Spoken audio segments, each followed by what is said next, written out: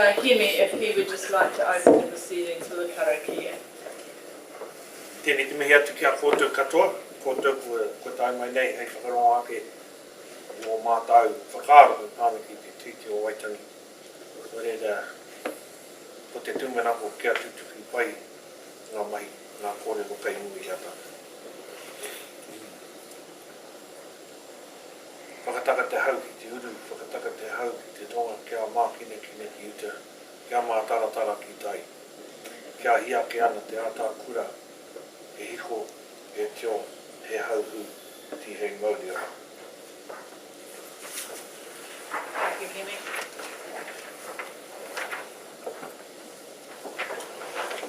So welcome everybody. I'd just like to introduce the panel to you and what's actually happening today. So just starting on my left here is Jean Mahari. She is the program leader for the Bachelor of Social Work.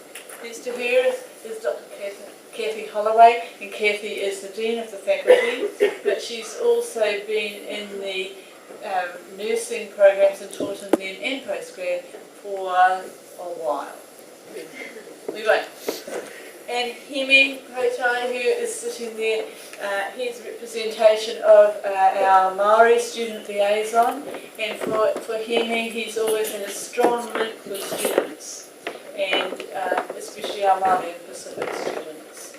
Welcome to other staff members that we actually have here, Leisha and Dan for Coursecast, Cody, Peter and Carolyn and Atarangi for organising all this. And welcome students, it's really great to have you here. So the idea of this seminar is to actually think about, you've done the treaty, you understand about what the treaty is, but how does that relate to your upcoming professional life? How does that relate to the programs such as nursing and social work? How does it relate to that? Where does that go? Because you've each got to make that journey for yourselves. So it's about an opportunity to ask those that work in that area around what does that mean? How does that translate? And then you'll find that you can actually start thinking about how you can apply it with your own background. So, welcome everybody, enjoy the day, and I'm just going to apologise that I have a previous appointment that I have to go to. So, can we just have the first student to ask the first question? Before we start, good afternoon all, my name's Cody, and I'm a Communications and Mathematics tutor on the Foundation program. Today we do have some students who are willing to participate in today's event, and on behalf of the Level 4 students, they'll be asking the panel some questions, and hopefully you guys will be able to respond to those. So they are Waitapu Manihira, Vanessa Ormsby, Hannah Offord, Ilana Smith, Sarah Jane Thorpe, Linnea Tuapawa, and Kelsey Logan. So if Hannah, do you want to open it up, please? Hi. How do you use the principles of the Treaty of Waitangi in your profession? Thank you. The association, the Aotearoa New Zealand Association for Social Work has a bicultural code of ethics.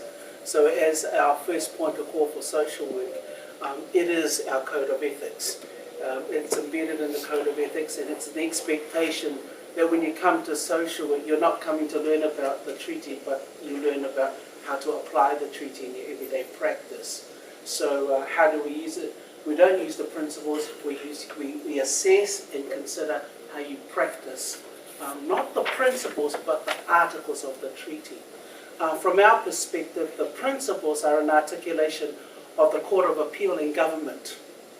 So they're not actually Māori principles, they're the government's principles. And so from a social work perspective, we've moved away from the principles and we went straight to the articles, and we say to our students, so then if these are the articles of the Treaty of Waitangi, how would you live and practice them with yourselves and with the people that you work with? And similarly to Jean, the Nursing Council of New Zealand has incorporated the principles of the treaty into the competencies for being a registered nurse. So there are quite clear descriptions of how your performance and how your interaction with clients in the healthcare system has to meet the requirements of the treaty, particularly around working in partnership with the people that you look after, the people that you work with as patients, and other members of the healthcare system. It's an important part of practice as a nurse that we are really concerned for making sure that we are actively promoting equity of access to healthcare. And that's a kind of a practical example of how you would use the principles in a nursing profession. Kia ora tātou. I found this an interesting question, the principles, because they're things that in a way don't exist. And Jean alluded to that. I think we're all, well, I'm grateful for the previous Prime Minister Geoffrey Palmer. He gave his spin on the 3 articles of the treaty, and he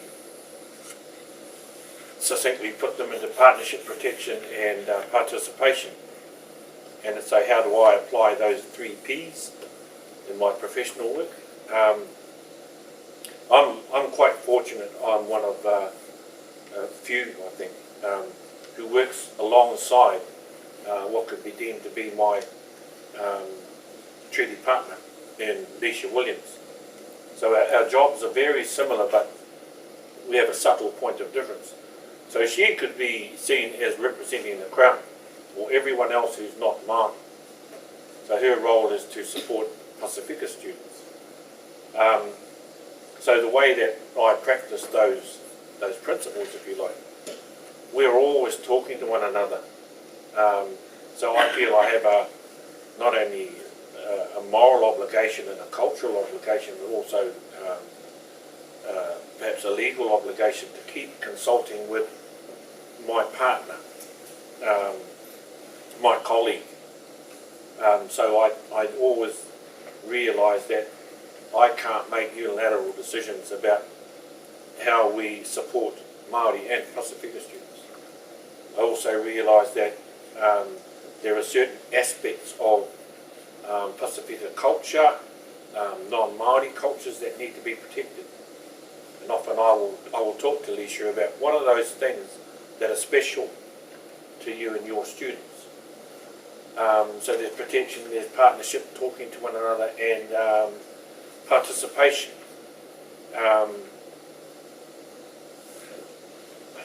We're always talking about how can we do things together, rather than I be seen as the Māori partner to be doing everything. So it's important that we talk so that we are having an equal input, so we are participating together all the way. And I think by now we do it almost by default, without realising it. It's quite cool.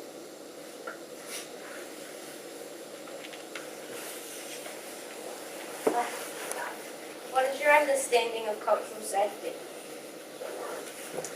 Will you go first, Isabel? We'll take it in turns to go first, so you don't get a bit of excitement in the panel. It's a Friday afternoon, I've got to work a bit harder. So cultural safety is a concept that for nursing is very strong. And cultural safety as a concept came about in response to some concern of nurses that people were learning kind of cookbook techniques of how to work with people that were different from themselves. And so there used to be, back in the past, a bit of an approach that said that if I looked at you and you told me you came from a certain country, I could go and look that up in a book and I would know exactly what to do that would meet your needs. Okay, that was quite a simple way of thinking about cultural difference and how to work with people that are different from yourself. One of the challenges, of course, that everybody is different from you. You are a unique individual, and everybody else comes with their own story and their own history and their own expectations. So one of the things that people sometimes think that cultural safety is about is treating other people as you would like to be treated. It's actually not, because how you would like to be treated is based on what you believe and what you know and your story. What you need to find out in a nursing relationship through asking someone and talking with them and being open to them responding to you is what they would like, how they would prefer to be treated, what they would prefer to be called, what particular things they have that you need to take great care with. And it's a respectful, bicultural relationship that it recognises that we all have our own culture. Our culture is more than just our ethnicity. Our culture is about our age, where we live, our family, the whole story of us. Okay, so cultural safety is having people feel that they are safe in their culture when being worked with by a member of the health profession in nursing. If you want to understand more about that, there's some really good writing around the concept of cultural safety. And interestingly, even though nursing claims, I guess, the first articulation of that, the first saying of that, the first writing of that, there are other health professions now that are adopting cultural safety as a concept. It is quite unique to New Zealand. Other countries in the world often talk about cultural competence, which is more of the, if you come from this particular culture, this is what you need to do approach. Okay. She said it all.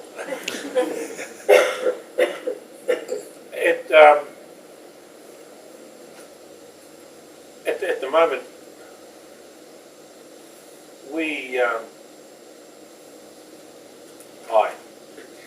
I have two ways of looking at cultural safety. One is to make sure that the culture you belong to, the culture that you consider dear, is protected. So you feel that it's safe and you feel safe within it. The other part of cultural safety is doing kind of the reverse. So where and how do I create a context where I feel safe in my culture? At the moment, some of you will be aware that we have a study space called Akuaka Cafe. It was originally set up, and still is, as a study space for Māori and Pasifika students. And it came about because there were disparaging gaps in success for Māori and Pacific students. And so the idea was to create a cultural space, if you like, where students felt that they could study in relative cultural safety, where it's perhaps normal to laugh a bit more than you might do in the library, where it's normal to bring in your lunch, however big that may be, and to just put it on a table and to share it with whoever. And that's part of our culture. So it's quite different from having your little lunchbox and turning away into a corner and nibbling away without anyone seeing you nibbling away. That quite contradicts how we feel safe in our culture.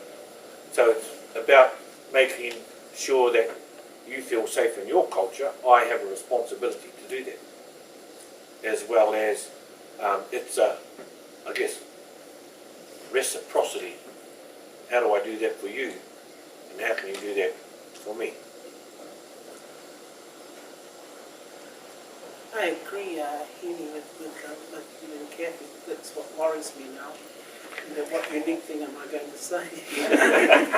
I'm going to give examples. One example is that in social work, the teaching team, myself, Ahi Rongoraia, Carissa Tinumu Palasuenga, Lucia Casiano, Tautala Aiono, Inibiti Reedy, not one of us is part there. And one of the lessons that we are learning for ourselves over and over, in every other place that we have ever worked, we have always been a minority. And yet we have a social work team that have no part now. And our interactions within the faculty and within the wider institutions are going to be with groups of people who aren't mostly of one race or ethnic group. And the lesson for us is not to take for granted that our way of doing things is the only way, and that we don't force on the rest of our colleagues our particular perspective. It's a little like a reversal of roles. So that's the first lesson. We are still learning as teaching staff that our realities and our life experiences are not necessarily the same as those of our students. So we have to dig really deep and differently for examples in our teaching to share with our students that make sense for each one of them, so that it's relevant and safe. And I don't expect anyone to have had my upbringing.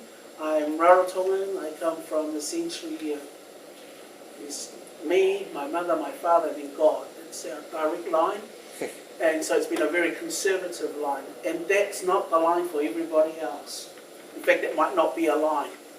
That's one example for you to consider. The staff and the makeup and how we relate to our colleagues and other students and our students. Another example, I've just recently been working with people who work as mentors with inmates. And these particular men, mostly Maori, have served long sentences in their own right. So they've done 10 plus years. So if you've done 10 plus years in a row, you know they didn't go there for pickpocketing or shoplifting. They're there for big stuff. And one of the things I've been trying to implore on them is the importance of supervision to keep themselves safe, supervision to keep the people that they're working safe, supervision. And so one guy says to me, so Jean, what's the use of it? We just come here and talk and then we go home. And I couldn't think of what it is that I could share with them, because I went with them, went there not because I'm a Kogananda, but because I'm a social worker. Okay, what's going to make sense given the culture and life experiences of these particular men? And I will have to do that for each of you if you decide to come to social work. And right in front of me was a glass of water. I said, I understand according to your tikanga, this water is about cleansing. It's about allowing you to leave behind the things that need to be left behind so you go cleansed. And you can go back to your families and to your work and to your mahi and not carry the burdens of where you've just come from. That's a very simplistic example. I don't have the weight of the culture behind me. But for each of you, there will be a different metaphor that will make sense for you. At this time and space, myself working with these mentors, it was an ingenious thing, I must say, but it's just because a glass of water was there. I might have been silent for an hour trying to think it through and pretend I was praying. But there are things that are relevant for us that are not going to be relevant for others. And so cultural safety for me is that pathway for how we discover a meeting point that doesn't push against your understanding of the world and doesn't force back onto mine. If I could add one more thing, just reminded me,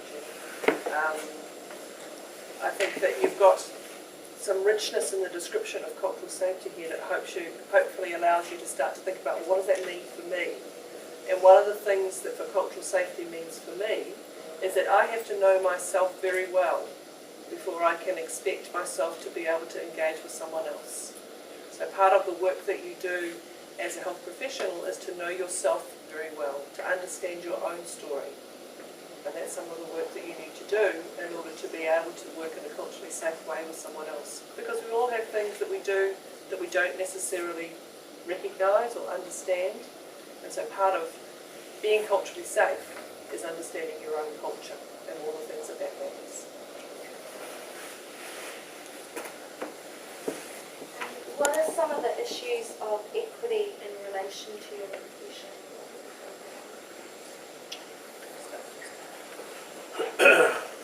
The issue of equity is, I need to understand what I always thought equity meant equality. Until I was thrust into this interview panel for new staff at Whitireia. And the question that I posed to all these applicants was, how do you practice equity? And it gave me a better understanding of what this equity is. So in terms of access, how do we create equal opportunities to whatever? So an issue of equity for me at the moment, I was regularly asked to sit on this interview panel, and I represented the treaty unit. We used to have an active treaty unit at Whitireia, and the unit was basically set up so we could self-monitor ourselves as an institution in our practices. So they always thought it would be a good idea to have someone from the equity, the Te Tiriti or Waitangi committee to be there asking these questions. And there were questions that made a lot of people squirm and squeal in their seats. And so the idea is, how do we ensure that we are giving everyone an equal opportunity to gain employment with us? Now, one of the strangest things that I haven't been able to work out lately is I haven't been asked in a long time. I'm not so sure if it's because of the paint on my face, or now I wear glasses, or my hair's gone a bit whiter. But if I'm not asking those questions, who is?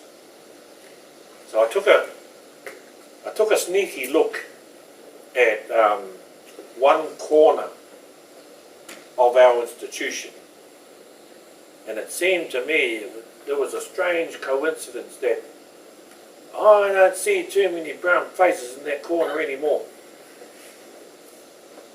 So what does that mean? There was a time recently when I knew nearly every member of staff by name, believe it or not, because Leisha and I had the privilege of being allowed to walk in to any program, any faculty, any time. Our jobs have changed since, so we've lost contact with a lot of people. And when I looked at this particular corner of our institution, I realised that I hardly knew anyone's names there. So I just wondered about that equity of access to employment in our institution. It's just a bit of a question mark there. So without labouring on that too much, that's kind of like an issue for me. Is it something that I should address? And where do I take this? Do I take it to the CEO, our union? Do I take it to the press? Do I just forget that it exists? That once upon a time in this little corner, we used to have some brown faces, and now we don't.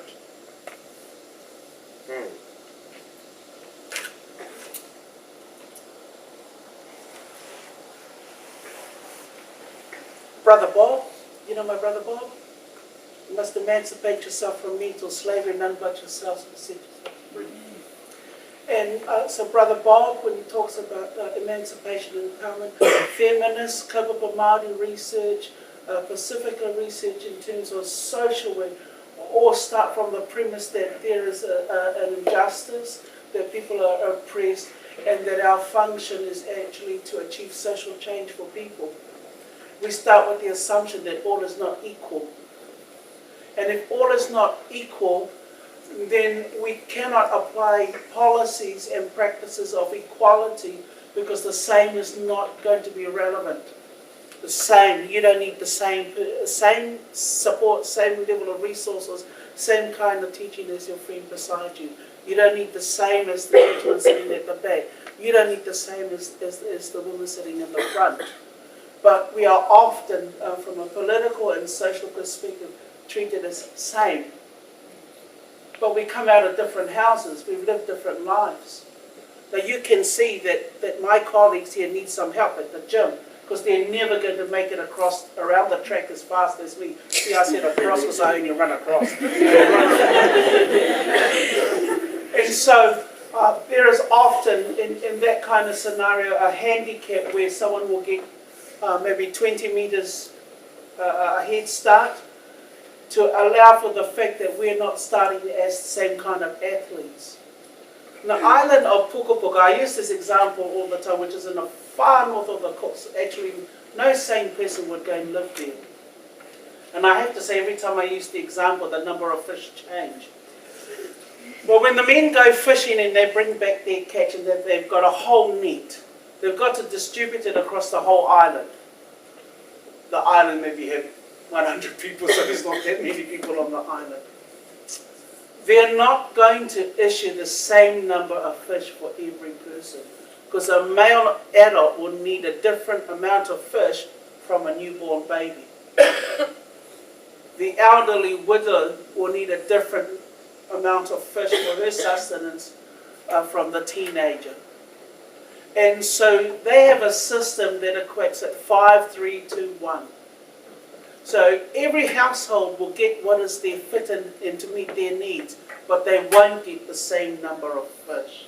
So equity is about that. It's about understanding that we don't start at the same place, and therefore we don't need the same of everything. And our biggest enemy is equality. Because people, I think, mean well when they talk about equality, but misuse the concept. And you can see how that easily works in terms of healthcare. You know, to build centres which cater for really severe medical problems only in capital cities means that anyone who lives outside of the capital cities who doesn't have transport doesn't have access. Okay, so it's a really simple concept that it's so important you get really clear in your heads that equity is not about equality. Equity is about equal opportunity, which means that some people get more fish, some people might get different fish. Some people need to have a bit of a hand in a different way. I think one of the challenges for us in thinking about equity is not to make assumptions that because somebody needs something extra for this thing, that they don't need something extra for that thing. So it's about being aware that actually people have strengths as well as needs. And often, in even thinking about equity, we might put people into a lump and say, okay, this group of people, they need extra help with everything. Right? Which is not actually equity, because equity is about being careful about how you assess and work with someone to see what their needs are and meeting them where their needs are, rather than where you think they are. Really, really pertinent for health.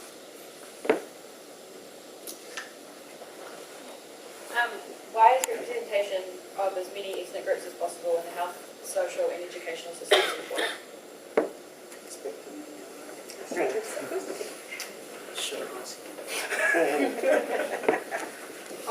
I'm not sure that it's about as many possible ethnic groups, but certainly about as many possible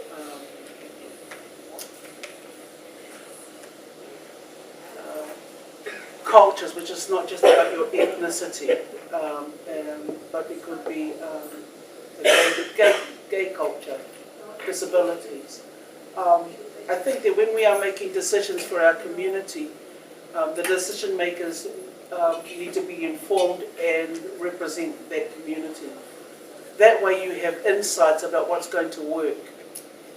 So I'm not necessarily against particular ethnic groups, or that we should have this, that if we had 3 Samoans, 2 Cook Islanders, 4 Sudanese, 3 Chinese, that it would be okay. I don't know that that's actually a useful way of looking at it.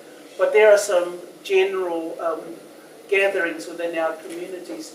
They need to have a voice so that we understand that whatever it is we are deciding for our community, it's relevant, it's going to be useful, and it's going to have a wider take-up than one kind of person, one kind of people deciding for everyone. And I think that's the challenge, because most decision-making bodies that affect policy or wealth require you to not just be from a particular group, but that you have a range of qualifications and experiences to inform your decision making. It's going to be really hard for a number of people to get those range of qualifications and experiences unless someone gives them an opportunity. I think so. That's for me. That's one of the challenges is that we don't look at ethnicity as being the basis of deciding who should be part of, but in fact a wider clustering of the groups that are represented in our communities. And I would absolutely agree with Jean that it's not about getting a match for match in terms of percentages of different groups in our communities involved in particularly healthcare, but understanding that we serve a diverse population, and so it makes sense to have a diverse workforce, because that way we can learn from each other about what it is that our particular needs of groups, to make sure we have as many people around the table as possible to get good decisions made around what we might choose to do. And I think that one of the challenges in that is not making assumptions about who are the best people to make the decisions for people, but actually trying to work quite hard. And it's not always easy to get consultation across a wide group of people, but to actually make the time and the effort to make sure that you are getting as many diverse opinions as possible, because many people working together often come up with a better result than one person sitting alone. I used to think my mum was a racist.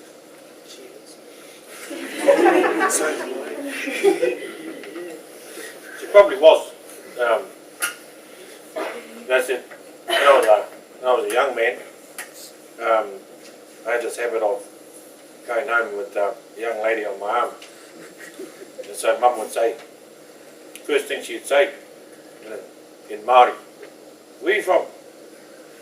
And I said, "Mum, let's ask her name. Where are you from first?" And so, the poor girl would say, "Oh, I'm from Whangarei." And then Mum, off she'd go, "Yeah, I'm not marrying any Ngāpuhi. You're marrying a Ngāpuhi pro girl, that's it." And, oh, God, talk about embarrassment for us both, and wouldn't take long, it'd end up in tears and, "See ya." She'd be gone. But Mum was more worried. There was a much bigger picture that concerned her. And around about that time, there had been this thing called a nerve and drift. So, we were fobs before. Pasifika people were fobs. We were fresh off the bus. So we were coming to the cities in droves, and a busloads of us, and all the parties. But what concerned Mum is that we weren't seeing any evidence of representation in local councils, on school boards, and in particular, very little, if any, representation of our iwi. And Mum was all about this, we need to be making babies, heaps of babies, Ngāti Pro babies, more Ngāti Pro babies the better. That was Mum's thing. So fast forward, and I think all of you would have been aware lately of this bickering that's going on in between John Key, and 1 minute it's the Māori Council, and then there's iwi leaders, and so this whole debate about water rights. Do Māori have a proprietary right to water or not? And I guess when the decisions are made or the debate goes to court, that every single iwi in New Zealand wants to know that their voice is heard. And I'm not you talking for me. We have our own opinion on things. As a student body, I'm sure you would all want to be represented when decisions are made about fees. So for instance, I don't think I need to give any more examples about that. But anything that relates to the student body, who's making the decisions, and do we have a say to veto that? So every single person in this room has a right to be heard. And if decisions are made that affect you, and you come back later and say, how did that happen? How come the women's voice was never heard?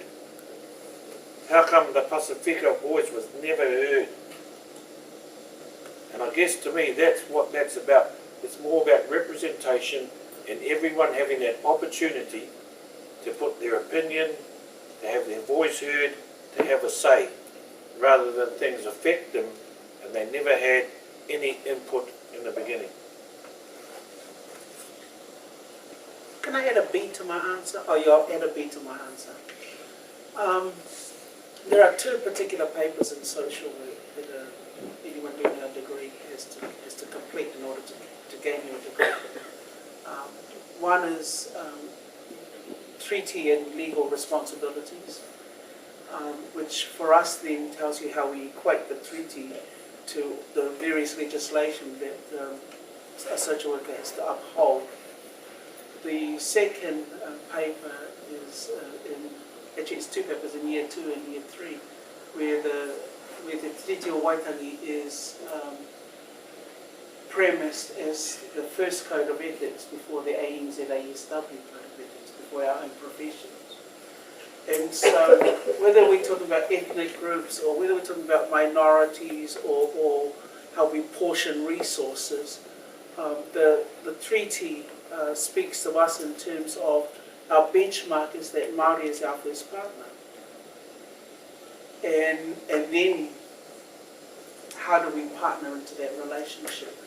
How do we practice a relationship that acknowledges that tangata whenua Ngāti Toa this is not, Ngāti Toa is just across the road. So how are we good neighbours? How do we practice being good neighbours? That's one way to practice the treaty. How do we encourage participation of our colleagues in decision making over our work? It got so bad in one of my classes that the group was going to explode on each other because no one was doing their fair share of the work and only one person was doing the PowerPoint and the other person hadn't come at all. You might know that some of those groups. So then we had to write a contract. Students wrote a contract, and then after a while they changed the name of the contract to Te Tiriti or social work. And then we decided if you call it that, it's going to have all the inherent rarity of everyone who wasn't signing up to the Te Tiriti. But our intent is 3/4 of the battle. What you believe and how you want to practice. So you can choose to ignore and just say it's one of those things we just have to write an assignment about, or it's actually something that I think is valuable and important to me as a New Zealander, me, a person who lives in New Zealand, and I'm going to practice it. Practice it not just with Māori, but with my neighbour.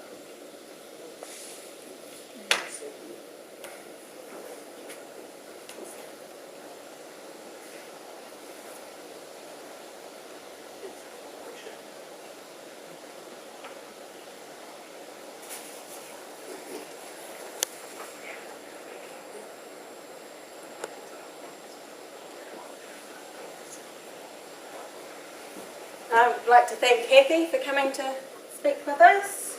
You guys are good. Thank you.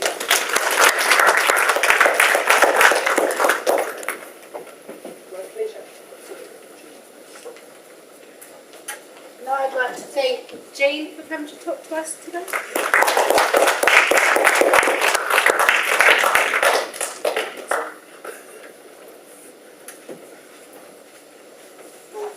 I'd like to thank Kelly for coming.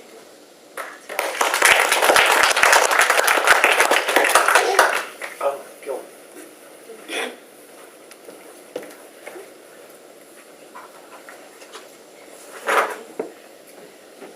And certainly on behalf of our tutors, thank you very much. Now, got a wonderful surprise for you, assignment. Isn't that wonderful? You heard that? Yeah. That's Eccleton.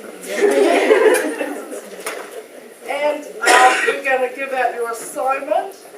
It would also, as fast as we can, we will get this up on Moodle. Yes, Dan. So at least sometime next week. Early next week. you will have your Moodle page, level 4, where you can open it. You could see the video of our panel, and your assignment will be on there, as well as other resources. But before you go, I will give out your actual assignment now. Cody? Yes, thank you, panel. Thank you very much. If I can just, if you're enrolled as Māori, there's, in Moodle, there's a space that I've created called Te Puna Tautoko. And Leisha's got one called Pacific News. In Te Puna Tautoko, there's, and you have automatic access to it.